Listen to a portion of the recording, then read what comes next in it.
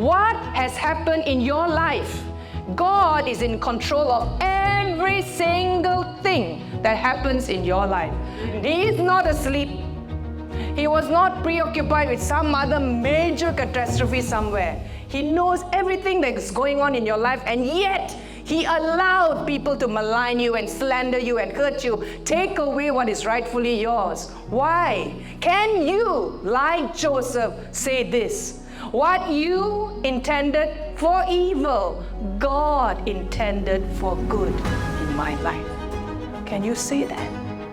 Not easy, but if you do, you will see restoration in your life like a waterfall. That door will be flung open.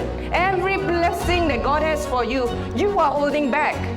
You, yourself, you are holding it back.